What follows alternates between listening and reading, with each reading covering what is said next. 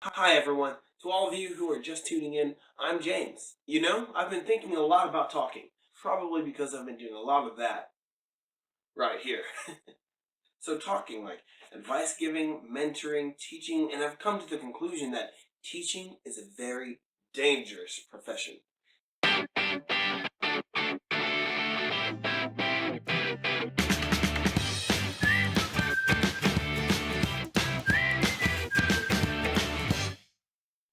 In my first video, I refer to my first video a lot. But anyway, in my first video, I had this bit about being slow to speak and quick to listen. If you don't remember that part, it's cool. Just click in the link below or take my word for it. Whatever floats your boat. If you think about it, teachers actually do a lot of talking. Kind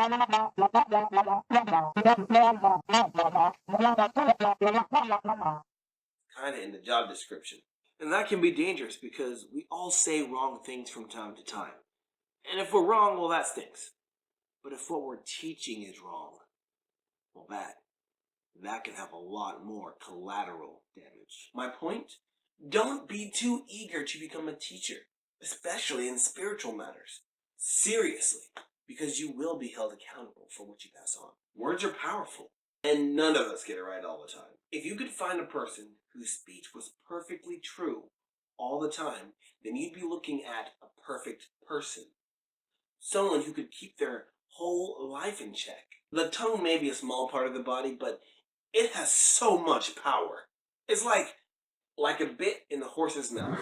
It's a small piece, but it controls the entire animal. Or like the rudder on a ship.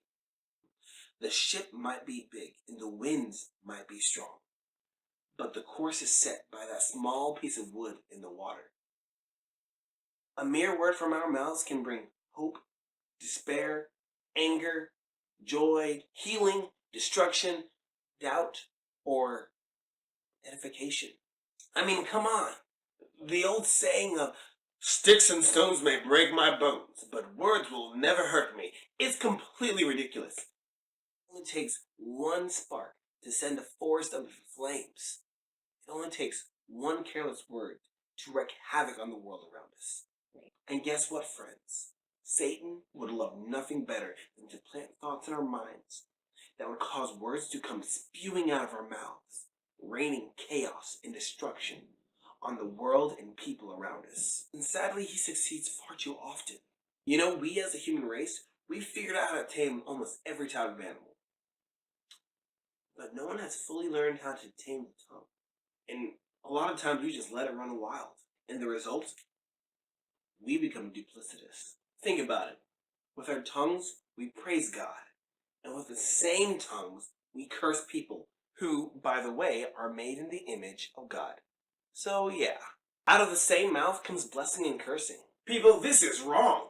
On so many levels. Don't you see that we can't go around spouting contradictions like that and not be called out as liars? A spring doesn't spout out fresh water and salt water, does it? Does a fig tree produce olives? Or does a grapevine produce figs? No, of course it doesn't. Hey, if you really want to be known as wise, rather than just spewing words, show your wisdom by the way you act and by your humility. If you talk a good talk, and yet you're nursing jealousy inside or selfish ambition, that's not wisdom. Or at least it isn't true wisdom. That kind of wisdom comes from the father of lies himself. Trying to cover our sin by sounding virtuous only sinks us deeper. Real wisdom, God's wisdom, begins by living a life that's above reproach, getting along with others, being gentle and reasonable, overflowing with mercy and blessings, not two-faced or side-picking.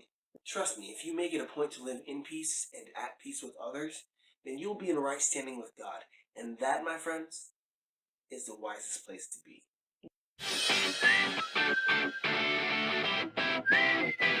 In summation, trust God. And, coming full circle, love others. Not quarrel and bicker and kill them.